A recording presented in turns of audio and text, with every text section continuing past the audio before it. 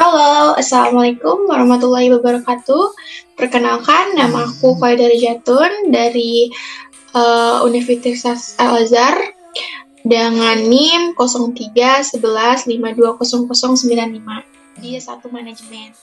Oke, teman-teman, kali ini aku di sini bakal jelasin satu materi dari mata kuliah manajemen strategi MJ19P yang dibimbing oleh dosen Bapak Tutur Wicaksono.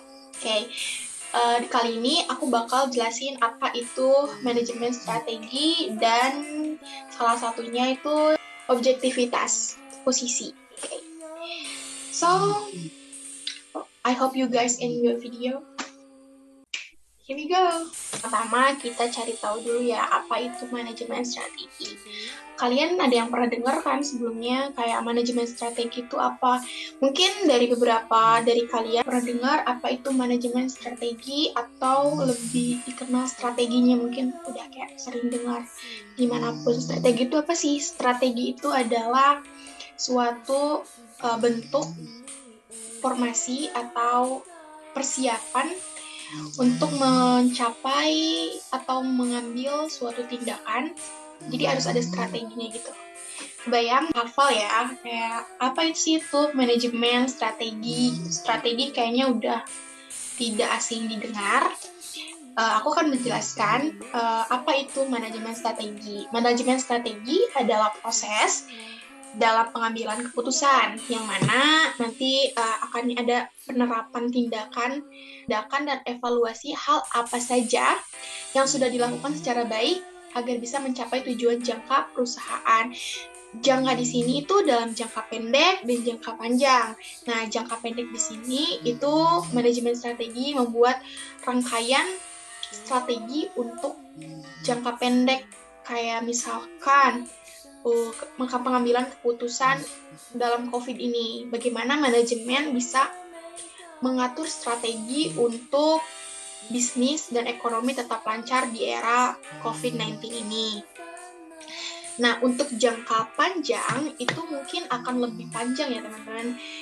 Karena pengambilan keputusan ini itu bisa mencakup cangkupan yang sangat luas, bukan hanya jangka 1 tahun atau 2 tahun sampai 5 tahun ke depan, tetapi bagaimana di kemudian hari atau di masa depan yang akan mendatang itu banyak ancaman baru yang akan kita hadapin. Jadi kita harus menyiapkan strategi itu dengan sebaik-baiknya dengan pengalaman atau historikal yang sudah terjadi sebelumnya. Dalam manajemen strategi ini ada cangkupan yang lebih luas lagi.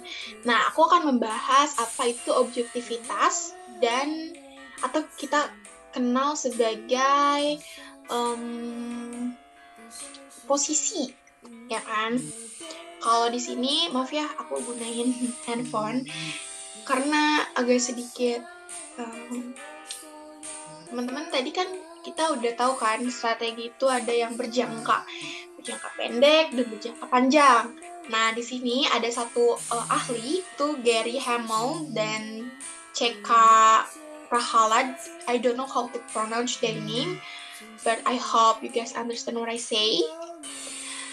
Jadi mereka menulis tentang kesederhanaan maksud dari strategi. Nah, strategi ini penggunaannya visioner berjangka panjang, yang mana seperti pernyataan sederhana misalnya, maksud yang dinyatakan Komatsu untuk mengelilingi Caterpillar, itu tujuannya untuk menciptakan obsesi di seluruh organisasi yang melebihi proporsi sumber daya dan kemampuan organisasi. Jenis tujuan ini bersifat terbuka atau luas ya cangkupannya, bukan hanya dalam satu circle gitu. Bukan hanya dalam satu lingkaran, tetapi ini bisa meluas kemana-mana kalau kita bahas dengan cangkupan yang luas. Gitu. Yang mana pada tingkat operasional, tujuan sering disebut dengan jenis-jenis penggunaan istilah-istilah seperti sasaran, atau sarana bergantian gitu ya. Karena tadi kita sudah tahu ya basic dari manajemen strategi itu berjangka. Nah, aku akan bahas hal yang paling meruncing. Kita kan kalau manajemen strategi itu luas ya cangkupannya. dia akan bisa bahas apapun kalau kita ada materinya. Cuman kita bakal bahas satu materi objektivitasnya, jadi kita akan meruncing ya seperti itu.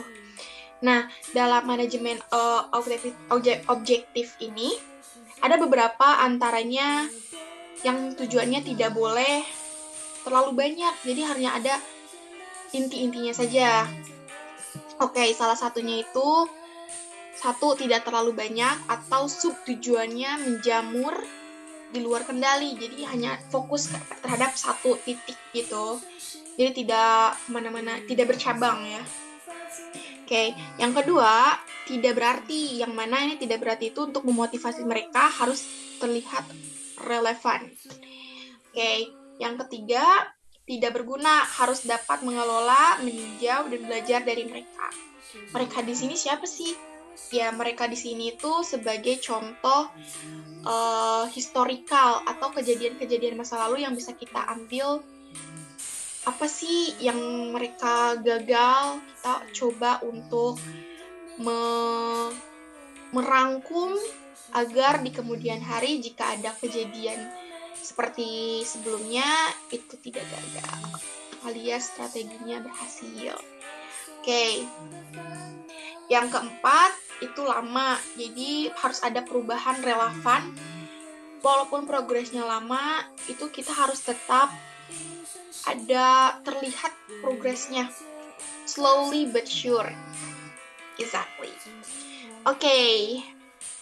Tingkat senior harus secara strategis mengelola bagaimana tujuan digunakan di seluruh organisasi mereka, khususnya untuk memastikan bahwa tujuan pemilik aktif dalam manajemen strategi itu kita harus mempunyai tujuan, yang mana tujuan ini harus stabil. Kenapa sih tujuannya harus stabil? Seperti kayak misalkan ini jembatan ya. Nah, kalian jika punya tujuan hidup yang tidak stabil atau labil gitu, di tengah-tengah kalian akan merasa kesulitan karena ini adalah titik bimbang, titik di mana kalian harus memutuskan suatu yang benar-benar straightforward gitu loh. Kalau misalkan kalian punya tujuan yang belum atau tidak matang, tidak stabil dan masih labil, ya kalian akan gagal, soalnya dia akan bercabang kemana-mana. Dan jika tujuan bercabang kemana-mana, kita akan mengambil keputusan yang sangat sulit karena harus memilih kan, ada banyak opsi. Jadi yang ini atau yang ini ya gitu. Jadi itu akan mengganggu waktu, tenaga, dan lain-lain untuk mencapai tujuan yang sebelumnya tidak terpenuhi. Jadi dalam manajemen strategi itu tujuan harus stabil dan tepat arahannya gitu. Oke, selanjutnya tujuan ini, jika kalian sudah mempunyai tujuan yang stabil dan sudah yakin akan tujuan kalian di sini bisa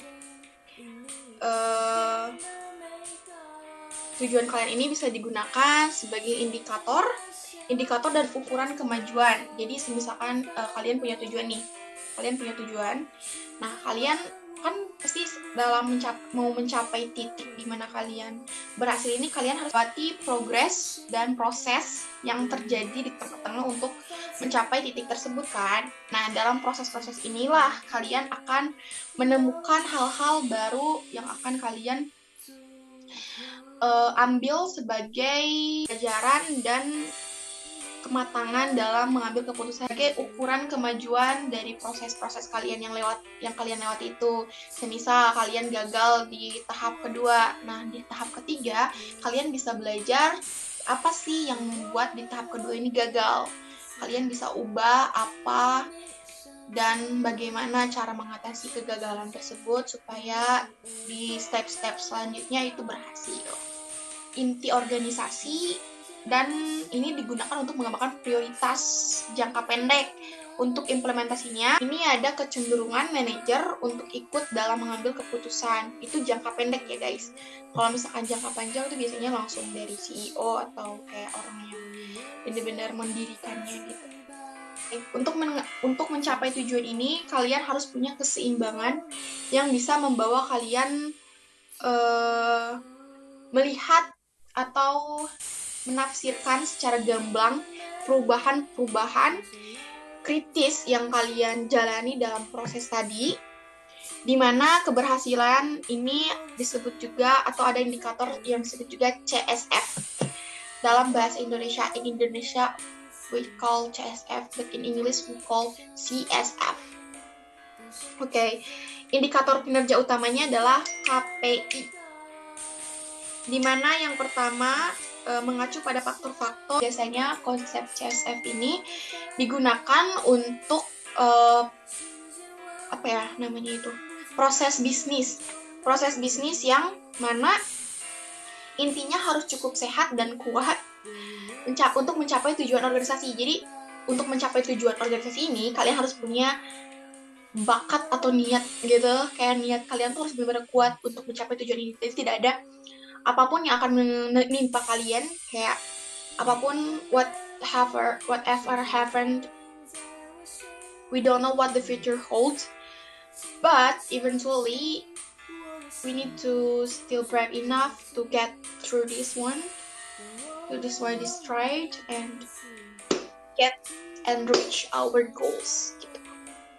Bisnis yang sehat, tujuan bisnis yang kuat, yang mana konsep CSF ini akan sangat membantu untuk selalu memotivasi kita agar terus menjalani prosesnya sampai kita meraih goals dari tujuan tersebut. Nah, dalam pengembangan strategi ini, jika kita punya tujuan dalam pengembangan strategi, misalkan kita punya suatu perusahaan, pastinya dalam suatu perusahaan itu selalu ada strategi kan untuk bagaimana perusahaan ini bisa menonjol di kalangan masyarakat, bagaimana perusahaan ini bisa maju dan menjadi satu perusahaan yang besar, yang bisa dikenal seluruh masyarakat, dan bagaimana strategi-strategi yang akan menimpa nantinya terhadap perusahaan ini. Karena we never know what the future holds, so we need to prepare ourselves, our company, untuk bisa berdiri dan terus mengembangkan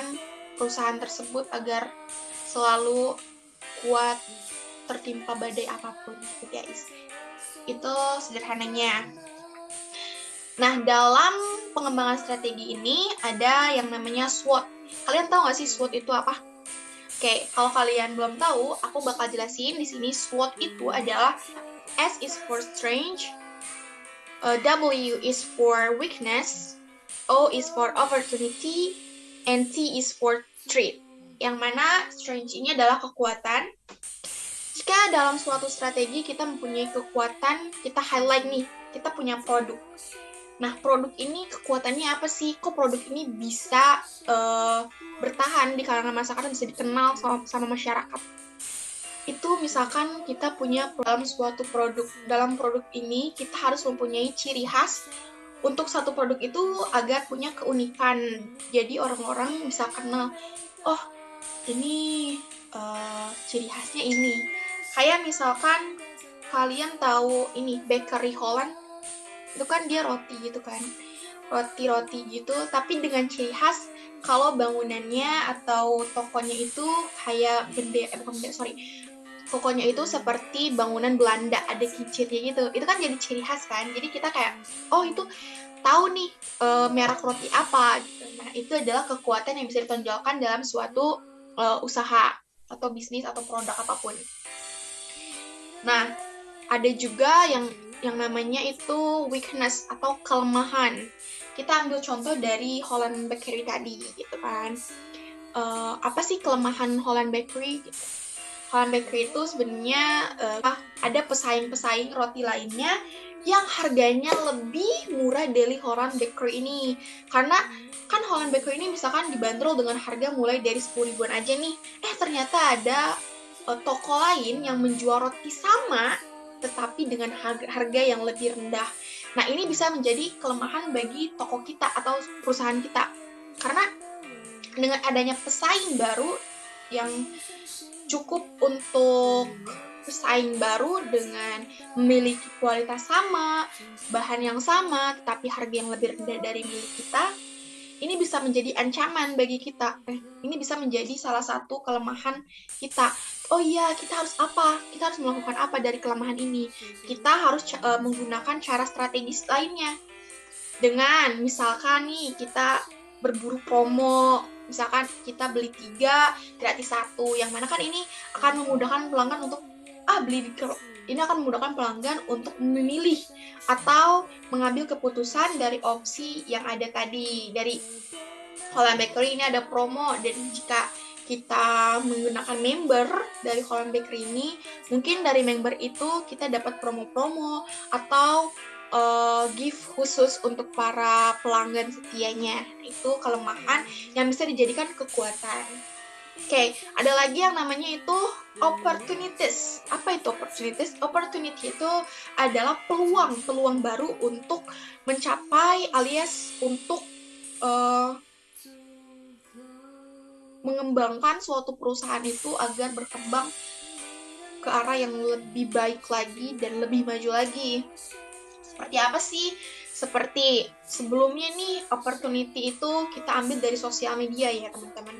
Nah, di sosial media ini kan pengaruhnya dan dampaknya, impact-nya bagi suatu perusahaan itu sangat-sangat besar, dan ini bisa menjadi sesuatu yang bisa menjadi pertimbangan bagaimana cara kita memanfaatkan bisnis dalam sosial media.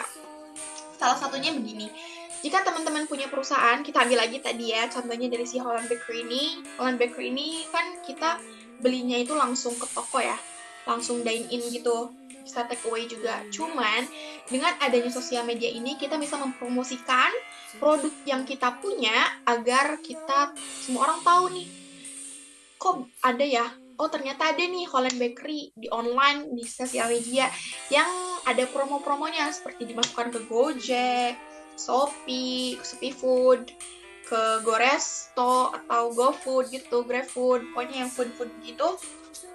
Ini kan akan memudahkan perusahaan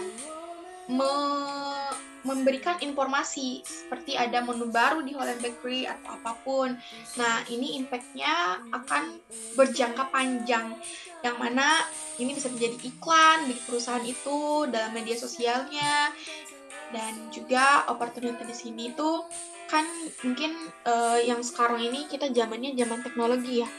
Kayak sudah beberapa banyak orang, kayak mayoritas itu menggunakan handphone, yang mana teknologi di sini sudah luas dan global. Jadinya untuk internet bahkan semua orang kayaknya sudah pada tahu gitu. Jadi ini bisa menjadi suatu peluang usaha baru untuk Holland Bakery berkembang di media sosial daripada langsung gitu loh. Jadi ada online dan offline-nya. Ini bisa dimanfaatkan untuk Holland Bakery mengambil peluang tersebut. Oke, yang terakhir ada threat. Threat itu apa sih? Threat itu adalah ancaman. Ancaman apa saja yang akan dihadapi oleh Holland Bakery. Seperti tadi, kita ambil saja Holland Bakery tadi mengambil tadi ada peluang. Kita ambil aja Holland Bakery tadi. Oke, ancaman di sini ini bisa berupa dari faktor eksternal, faktor internal, ada banyak sekali ancaman yang bisa saja terjadi di masa mendatang.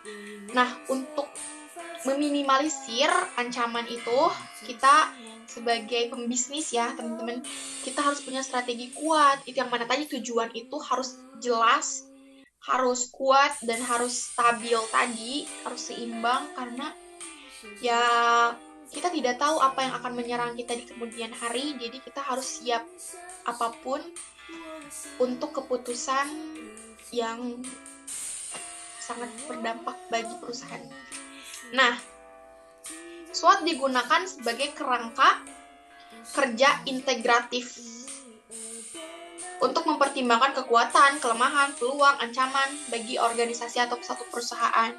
Ini dapat digunakan sebagai metode cepat sederhana atau lebih tepatnya dalam sebagai kerangka kerja pengorganisasian yang rinci dan kompetitif. Yang mana dengan menggunakan SWOT ini akan lebih memudahkan perusahaan untuk melihat dan mengambil keputusan yang akan diambilnya di kemudian nanti.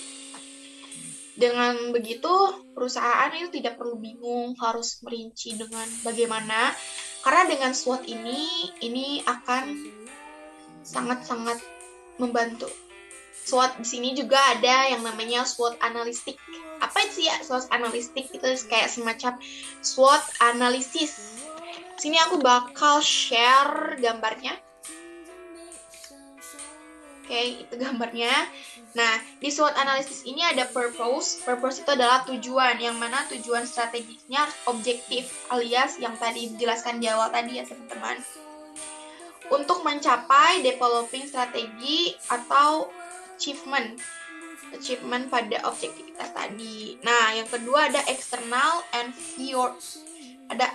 Yang kedua ada external environment, yang mana ini ada opportunity dan threat tadi yang sudah dijelaskan. Di sini ada internal environment juga sama, strength and weakness, yang ada faktor dari luar dan ada faktor dari dalam.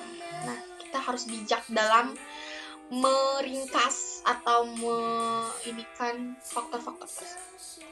Ada juga present performance, yang mana strateginya harus berstatus yang jelas tadi. Statusnya harus seimbang, statusnya harus kuat, dan lain-lain. Gitu, teman-teman. Di sini juga ada table alias tabel. Ada tabel, aku bakal share juga. Oke. Tabel sini adalah seperti yang tadi dibahas, ini adalah rangkaiannya. Ada yang namanya financial performance, ada financial objective dan measures, ada customer objective dan measures, dan lain-lain. Sini ada pestle factor, individual profitable and competitive scores, change in individual groups, market in life cycle, and edge. Gitu ya. Nah, SWOT strategis ini terdiri dari yang satu ya kekuatan, yang mana atribut organisasi untuk berguna mencapai tujuan strategis yang tadi. Jika kita punya kekuatan yang baik, yang kita bisa highlight dengan sebaik-baik dan sebijak-bijaknya, ini bisa menjadi suatu pelopor atau suatu pendobrak usaha kita tuh baik gitu dalam mencapai tujuannya. Ada juga kelemahan, adalah atribut yang tidak membantu atau perlu diperhatikan. Ini emang tidak membantu, tapi ini sangat berdampak jika ada suatu kelemahan, tetapi kita tidak bisa memperhatikan dan kelemahan itu tidak bisa kita atasi. Ini akan sangat-sangat berdampak pada tujuan dan proses yang kita jalani untuk mencapai tujuan tadi, Oke, ada juga peluang. Peluang ini adalah pengaruh eksternal yang berguna untuk mencapai tujuan strategis. Nah, peluang di sini juga yang tadi saya sebutkan di awal, ini bisa menjadi salah satu kekuatan, karena dengan adanya peluang kita bisa mencari dan mencapai sesuatu yang baru yang bisa dikembangkan terus-menerus, seperti kreatif dan inovatif. Ada juga yang terakhir, itu adalah ancaman. Adalah pengaruh yang dapat merugikan atau menghalangi pencapaian suatu strategis. Ancaman sini, ini pasti ya, kalau merugikan itu sudah pasti, dan ini akan menghambat jalan kalian untuk mencapai tujuan tadi. Jika ada hambatan, ya kita harus membenarkan dulu si jembatan ini supaya dia bisa straight. Terus ada juga proses SWOT. Nah, proses SWOT di sini ada 4 pendorong yang sangat inti yang perlu diperhatikan.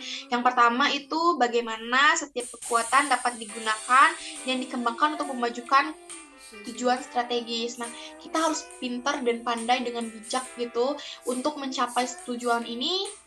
Kekuatan ini harus kita apakan gitu. Nah, yang kedua ini, bagaimana setiap kelemahan dapat diperbaiki dan diubah menjadi kekuatan. Yang tadi aku jelaskan di awal video, yang aku tadi jelaskan, gimana sih cara kekuatan, dan yang aku jelaskan tadi, gimana sih cara kelemahan ini bisa menjadi salah satu kekuatan yang menghasilkan peluang baru. Nah, itu. Jadi, SWOT ini saling berhubungan ya satu sama lain. Ada juga bagaimana setiap ancaman mungkin diubah menjadi kesempatan atau jadi ya opportunity ya tadi, ancaman tadi menjadi salah satu pelopor peluang baru di perusahaan atau suatu organisasi. Nah, dalam SWOT ada ide yang sederhana namun banyak disalahgunakan. Ini tidak boleh berupa daftar poin-poin sederhana dan faktor-faktor yang memiliki bobot yang sama, di mana secara umum prinsip-prinsipnya harus diperhatikan. Prinsip-prinsipnya itu seperti apa saja sih? Yang pertama ada prinsip bersikap serealistis mungkin. Jadi jangan menghayal dalam suatu organisasi atau kalian punya misalkan perusahaan, jangan menghayal atau berandai-andai tanpa ada progres ataupun tanpa ada tindakan sama sekali. Misalkan, jika aku begini, jika aku begitu, akan perusahaannya akan maju, tetapi tidak ada tindakan yang dilakukan. Nah, ada juga ya bahwa ini tiba-tiba merasa ingin cepat sukses gitu tanpa ada proses yang dijalanin. Ini kayak mustahil ya teman-teman. Kecuali kalian kayak udah itu keturunannya, maksudnya kayak bapak kalian punya perusahaan terus dikasih ke kalian gitu, itu ya make sense. Tapi kalau misalkan kalian punya perusahaan yang benar-benar merintis dari nol, itu sangat amat didengungkan. Jadi kalian harus kayak punya prosesnya gitu untuk menjalani pembelajaran, dan itu akan menjadi suatu hal yang bagus untuk perusahaan. Dan juga ada yang namanya penghindaran ambiguitas dan kebingungan. Nah, di sini kalian kalau misalkan bingung dalam mengambil keputusan, kalian harus punya prinsip yang matang dan historikal yang bagus dalam merangkum dan mengembangkan sesuatu yang ini keputusan ini baik, dipertimbangkan gitu, dieliminasi antara misalkan ada dua opsi keputusan, yang mana yang harus aku pilih yang lebih baik gitu. Kalian eliminasi bagaimana kerugian yang akan didapat dan apa keuntungan yang akan didapat, begitupun opsi keduanya gitu. Jadi itu akan meminimalisir kebingungan yang akan kalian hadapi nanti di depannya. Jadi dalam suatu manajemen strategi itu perlu strategi yang sangat amat matang untuk mencapai tujuan yang signifikan dan tercapai dengan sangat baik. Jadi teman-teman harus punya yang tadi saya sebutkan di awal sampai akhir. Kita highlight, kita mengambil kesimpulannya.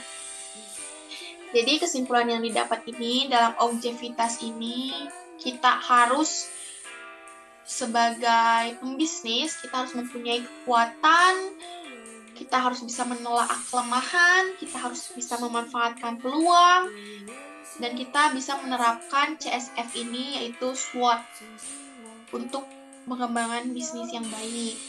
Nah, menurut saya dalam manajemen strategi ini, ada banyak sekali hal-hal sederhana yang mulai dari kecil. Jika kalian ingin membangun usaha baru gitu, nah, ini bisa kalian tanemin. We never know what the future holds.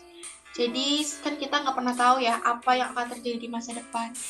Untuk itu, sebaik-baiknya kita bisa memanfaatkan waktu untuk menyiapkan agar di kemudian hari kita tidak bingung dan tidak kewalahan gitu. Misalkan kalian punya bisnis sederhana nih, terus kalian ya udah asal-asalan aja gitu. Yang penting jualannya atau apapun produknya laku gitu, tanpa kalian mempunyai basic atau tiang buat bisnis itu sendiri gitu. Itu jadi kayak sia-sia, kayak percuma aja gitu. Bisnisnya yang maju-maju aja tapi tidak akan berkembang baik. Mungkin segitu saja yang bisa saya jelaskan. Mohon maaf jika ada kata-kata ataupun penjelasan yang kurang dimengerti. Kalian bisa diskusi di kolom komentar. Kita bakal diskusi kalau misalkan kalian ada topik baru yang menarik atau tambahan-tambahan. I love to discuss everything with you guys. So I hope you guys understand, and is that okay to you guys? Because it is my first, not my first too, but I still my first because I need to upload on YouTube, which is nggak apa-apa. Jadi ya segitu aja materi yang bisa saya jelaskan dan saya sampaikan. Semoga materi ini bisa dimengerti dan cukup diterima baik oleh kalian. Terima kasih banyak untuk Bapak Tutur selaku dosen pembimbing manajemen strategi MJ 19P. Semoga video ini bisa memberikan saya nilai yang bagus dan baik. So, thank you so much. And also, thank you so much for watching, you guys. I hope you guys enjoy this video. And don't forget to like, subscribe. Thank you. Assalamualaikum.